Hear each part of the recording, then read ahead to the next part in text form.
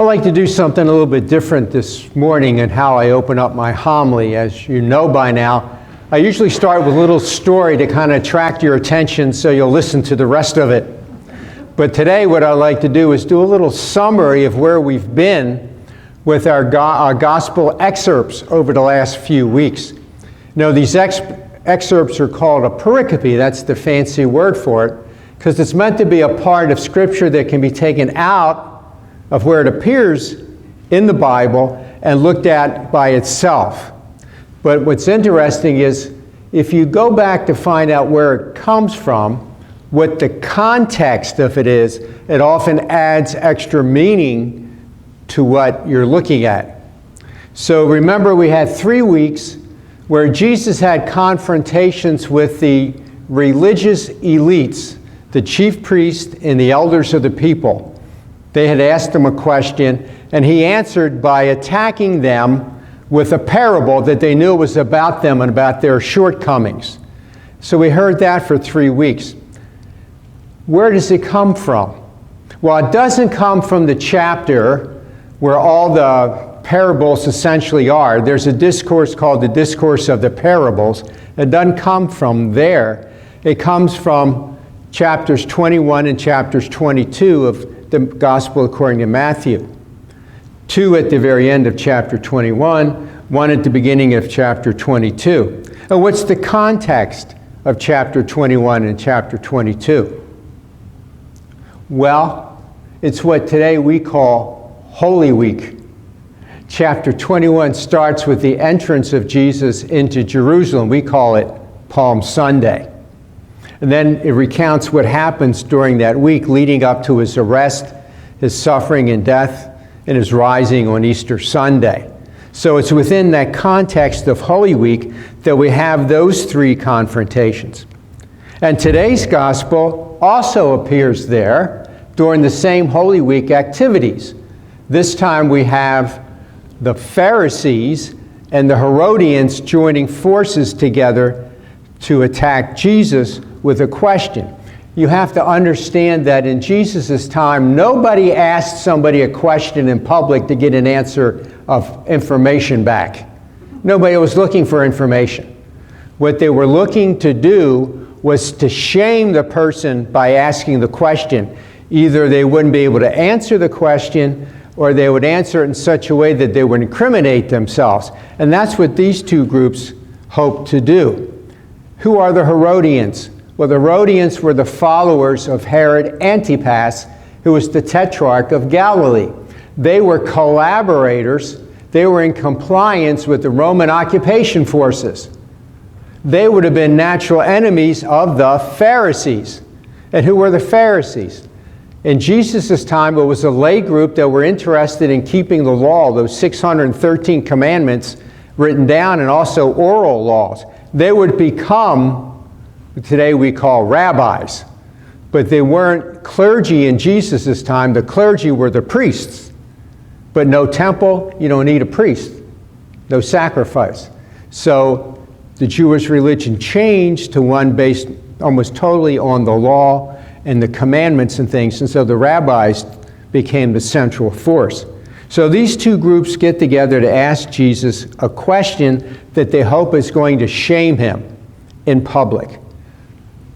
Next week, a lawyer, an expert in Torah, the law, is going to ask Jesus a question, and it's going to seem to be totally innocent on the surface.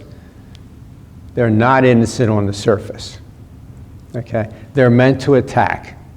Now, this tax that they're talking about is not the kind of taxes that Matthew used to collect in the customs booth, like people moving goods from one territory to another and they had to pay a tax to move it on, or that kind of a thing. We would think of a customs tax or sales tax and that kind of a thing.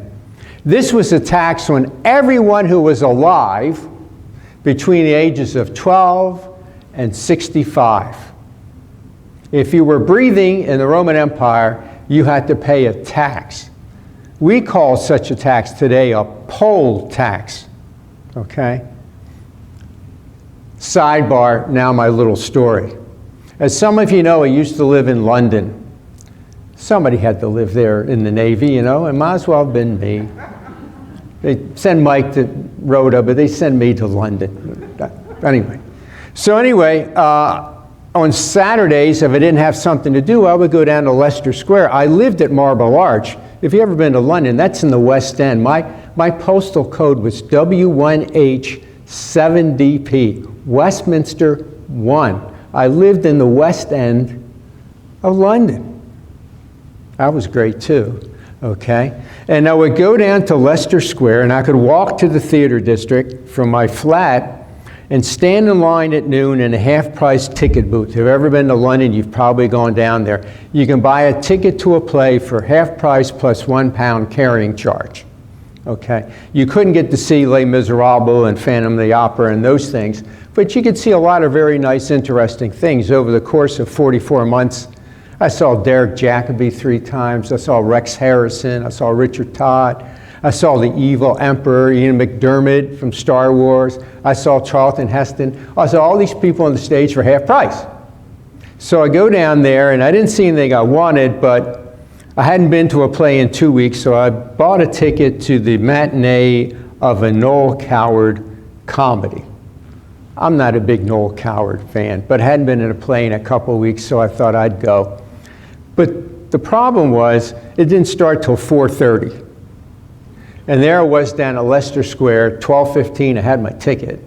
Do I want to stick around for 4 hours wandering around or what? And I said, well, I'm just going to walk back to my flat, make myself lunch, have a power nap, take a nap, get up and walk back down for 4:30.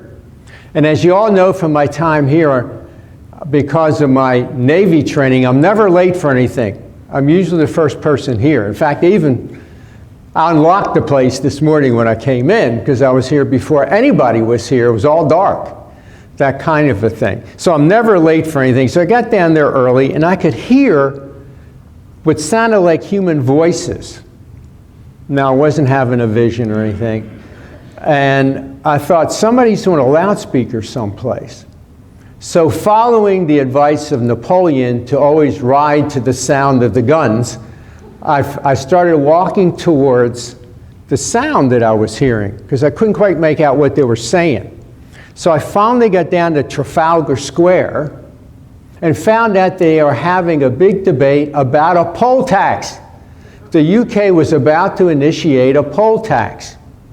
So I turned around and I walked back to Leicester Square, and I went into the theater and I saw the play. It wasn't very good, didn't really enjoy it, but it was okay. And I came on out and I found myself in a riot. The whole place was filled with people. There were bobbies, but not on bicycles 2x2. They were on mounted horses. The tube stops were all locked up. What appeared to be a top of a Campbell's soup can came whizzing by my ear, and I thought, I better get out of here. This is not the place to be. So I fought my way through the crowd, and I walked on back to my flat. But they were revolting against a poll tax. And that was their own country that was going to impose that poll tax on them. A tax for just being alive and breathing. Here, the Romans were going to impose this, who were the occupying forces. The Jews hated this. So the Herodians and the Pharisees think they got Jesus totally trapped.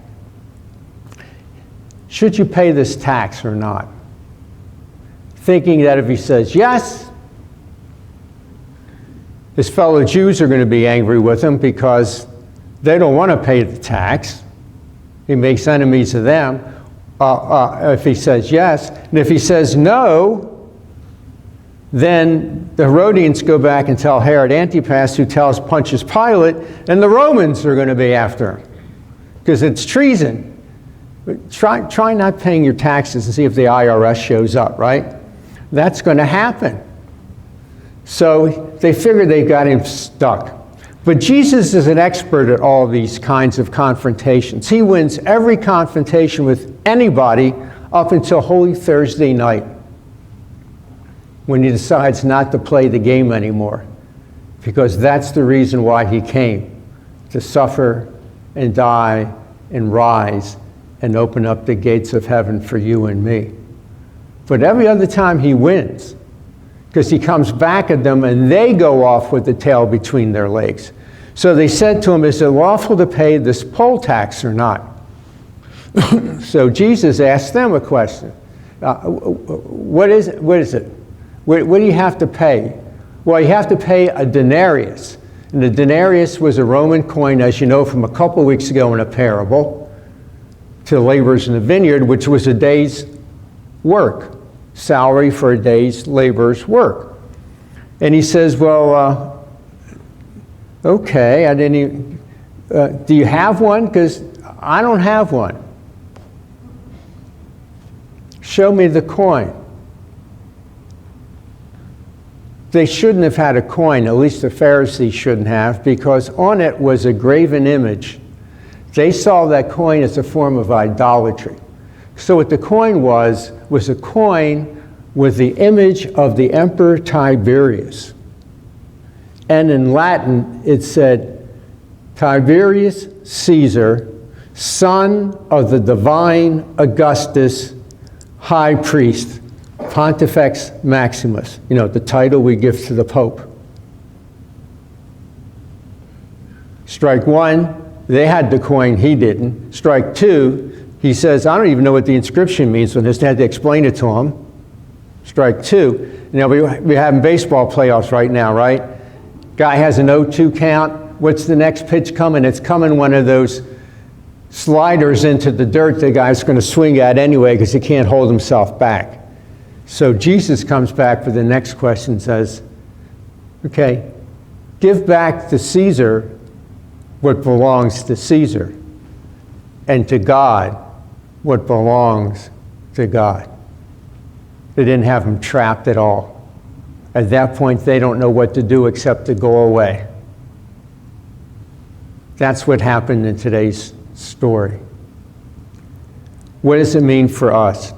If you look at the writings in the New Testament, whether it's Paul or Peter or whomever is writing a letter, they always kind of propose that we be good citizens. Be a good citizen wherever you are. Don't draw attention to yourself. Don't do anything to make the government angry with you so they're going to come after you. Just do the best you can. So if there's a poll tax, pay the poll tax. But give back to God what belongs to God. What belongs to God? It's one word. Everything. Paul, in one of his letters, writes to the Corinthians, you guys are so proud of all the possessions you have, and you got this, that, and the other thing. Is there anything you have that you are not given? So why are you so proud about your possessions? Everything you have comes from God.